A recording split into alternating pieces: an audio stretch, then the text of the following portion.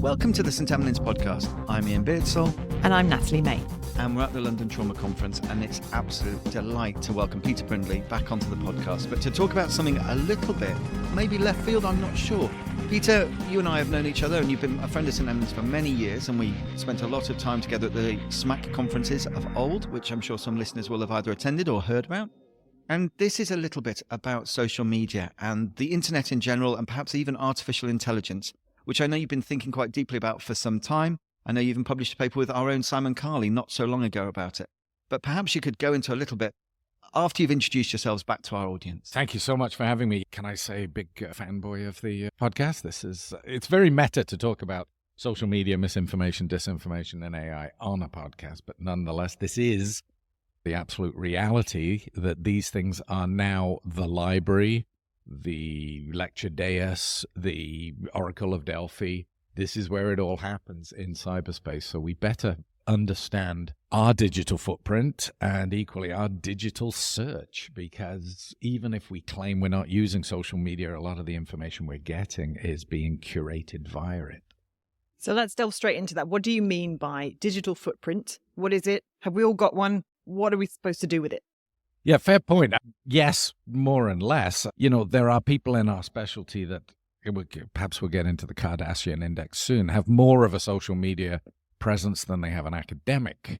And I could certainly be accused of that. And in fact, I would argue alongside your H index and your impact factor and your I-10 and the traditional academic metrics used at my promotion meetings, you could actually include something like a K index. And so certain people have lesser and greater. I'm just as shocked by people who have huge presences as people who have none whatsoever. There are members of our profession, it's almost like they're in witness protection. And when our families, during very vulnerable times, seek reassurance that their doctor is out there in the greater discussion, and taxpayers feel like the academics that they fund are giving back, I think they ought to also find something when you go looking for somebody. So I think your digital footprint matters.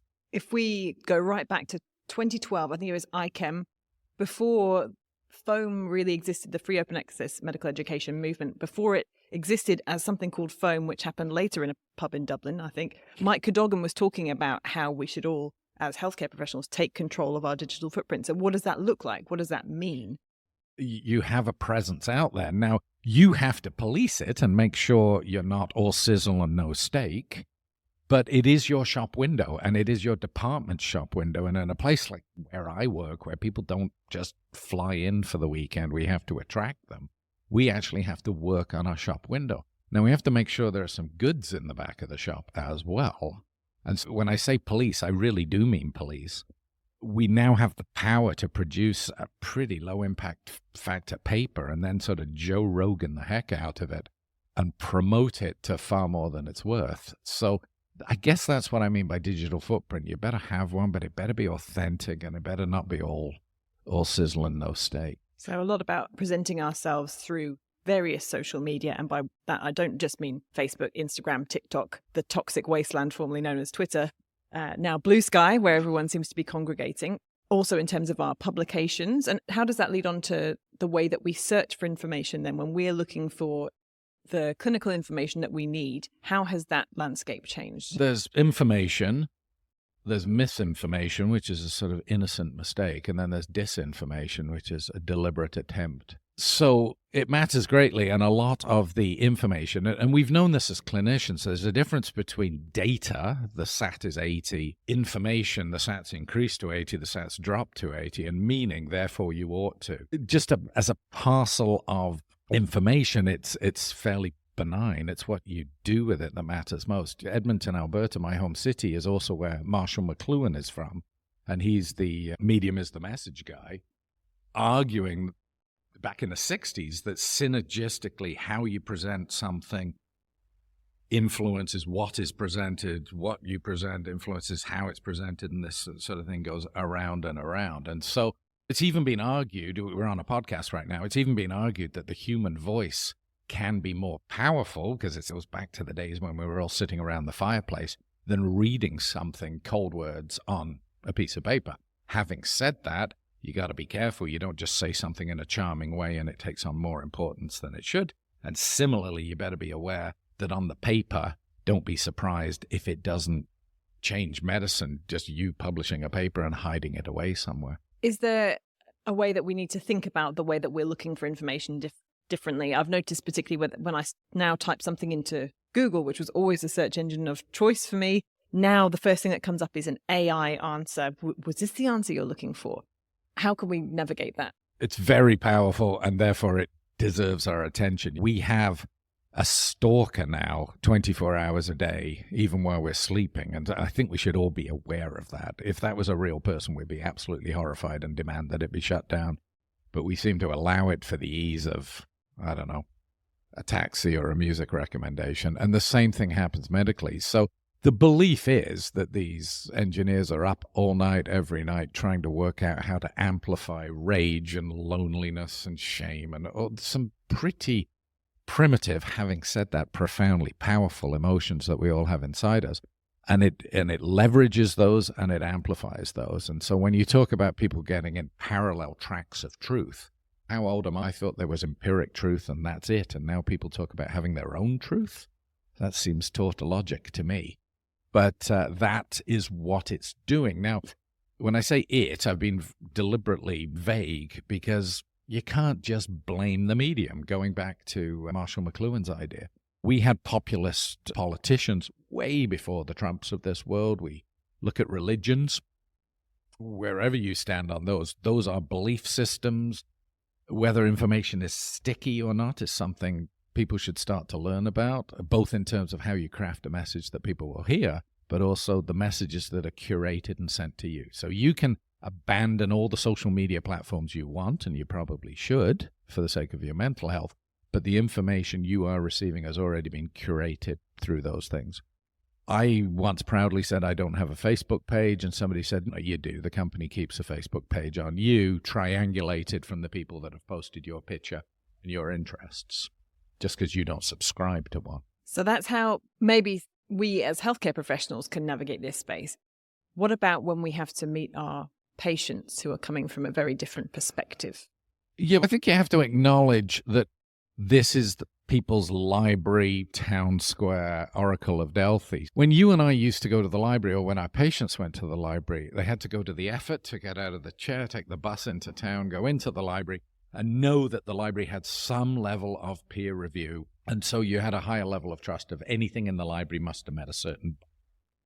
Obviously, a click on your phone, as you've already pointed out, the first predictive things that come up may not come up for accuracy. They may come up for popularity or because the last 2,000 people searched, and that's what they looked for.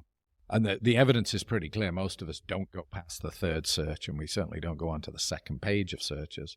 So it forces us all to be extremely disciplined. In a world that just wants to speed up, the most rebellious act now, I think, is slow down. AI, is it a friend or is it the inevitable downfall of humanity? Yeah, it certainly is. I think overall we are doomed, if I have to take a stand on this one. You know, Google or Goethe. Johann Goethe back in the 1700s wrote a poem that became The Sorcerer's Apprentice. So that's why most people will know the idea. And it was about technology being let loose on humanity and how we would think we could control it, but we can't. This being the Mickey Mouse cartoon of old. And so this idea's been around for a very long time. And people have been saying the sky is falling for hundreds of years. They've been saying the next generation's lousy for many centuries. And so we've got to be careful we don't overstate this. But again, we're all human factors friends here. We know that people will be as lazy as they can be, me included, look for patterns because we're programmed to do so. And sometimes looking for patterns saves us time. And so sometimes looking for patterns sends us down the wrong route. And so it's yet another technology exploiting that. I'm quite sure people said the sky was falling when the printing press came along. That doesn't mean it isn't now. The thing that I'm intrigued by is where expertise is going to go. ChatGPT has already passed the bar exam for law. It's already passed the medical exams. And the belief is within 5 years, and I know it's an amorphous term, but it will have achieved expertise in 90% of areas. And so what do you do once expertise is not on the whole held by people, it's accessed by people. Well, then it becomes about having the digital literacy to search things properly. Will we do that? Will we teach that? I fear we won't. And that's where overall, I think it will be more of a foe than a friend. It's an old line, but the softest pillow can be a murder weapon. A hammer can break a window or build a house. So it really is going to be how we use it. And that's why you have to engage. If you're an academic, you have to care about this stuff. If you're a practitioner, you have to care about this stuff. And people are going to come to us with questions that we think are beyond the pale, and that's just life now. This sounds patronizing, and I absolutely don't mean it to sound so.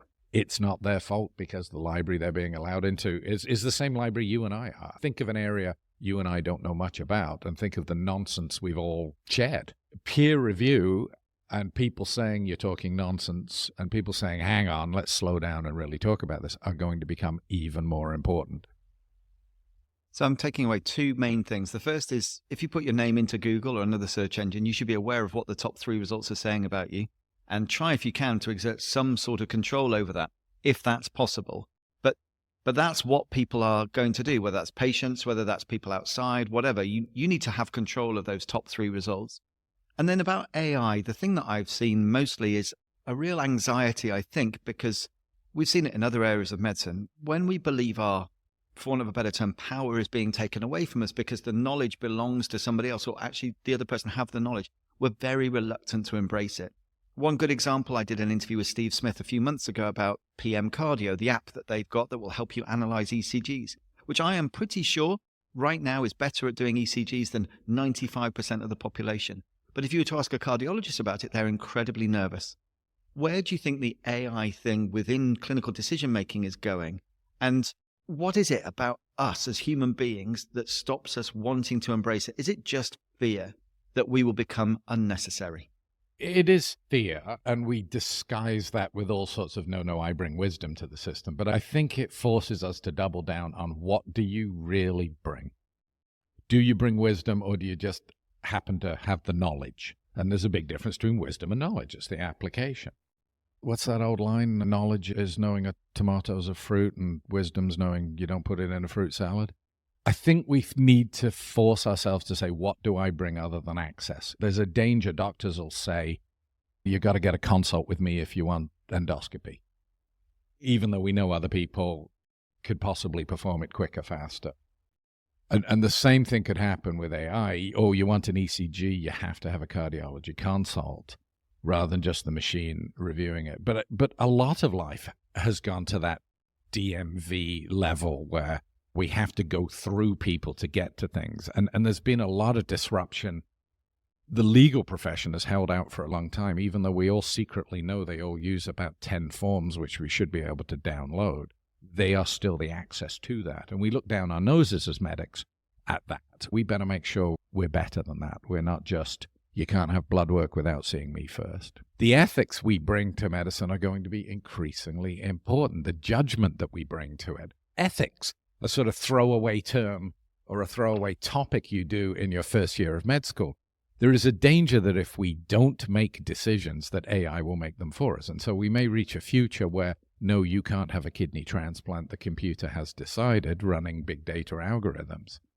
And we will be so disempowered that we don't push back, or we don't offer a yeah, but, or in fact, we just use the AI as an excuse and say, oh, computer says, almost Little Britain style, computer says no. And we can get very lazy. There's a phenomenon known as death by GPS, where people just deliberately follow a GPS map off a cliff. I'm a little concerned about how people can't do basic math anymore because their computer can do that basic math for them. We've got to stay engaged. That's going to require a new form of discipline that many of us weren't raised by. And if you get into this horrible catch-22 of attention has been destroyed, but attention is what is needed, and vigilance is what is needed, that's where these things truly do take over. And that's where I do worry. But perhaps we can be positive, and it's about using these tools in a positive way. I much to the college and school's dismay, maybe for my children, I have encouraged them to start using ChatGPT because there is a skill in asking the right question. Just in the same way, there's always been a skill in us asking the right question of the patients. You've got to ask the right question of the AI. And I think we need to be part of that. We need to embrace that into medical education, both at undergraduate and postgraduate level, because we can't continue to practice medicine the same way that you and I were taught it a few years ago. It is a different landscape. And my last question, what is your Kardashian score? My Kardashian score is about 7 or 8. And so Okay. just to put that into context, above 5, you're becoming a bit of a scientific Kardashian. To go back, you sound quite familiar with it. Not everyone will be.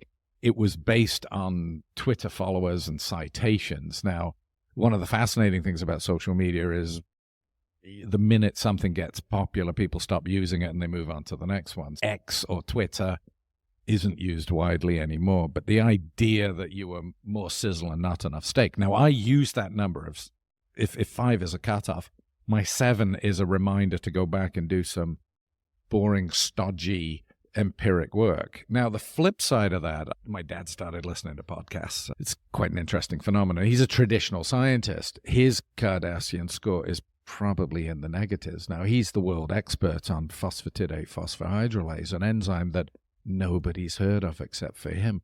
And it's magnificent scientific, vigorous work. But I would argue that he needs to get that argument out there because the taxpayer has supported his work for a very long time. And I know why that enzyme matters, but other people don't. So it's a bit Goldilocks. Be out there, but don't be too out there. We do need people somewhere in that gap to help us to get those messages out in a way that people can understand. And even if it's just signposting, using influence to signpost, that's still a valuable addition. Beautifully put. But that's where things like podcasts are fantastic, because we need something between the stone cold lecture and a chitty chat. And I think a podcast does that. It offers a bit of information, a bit of engagement, and calls people to account. There's an awful thing in investing called the hype cycle, where an investment is the greatest ever, the worst ever, and then eventually you get to it's fairly reasonable. Now, we know that in medicine as best drug in the world, worst drug in the world, right patient, right treatment, right duration, right therapy. Podcasts and social media can get you there a little bit quicker. And all hail you guys for running this one. Peter, as ever, thank you so much. Our parting shot would always be, don't believe everything just because you've heard it on a podcast. Simon will always write on the blog post, don't believe everything just because we've written about it. It is about going off and investigating yourself, but this is a world we all need to live in. And I think if you're not on the train, then you're going to get left behind. And it's great to hear your opinion about it, Peter, particularly because all of us in the room are not necessarily the young, thrusting millennial generation, but we recognize that this is an important place to be. And it's great to hear it from you. Thanks again.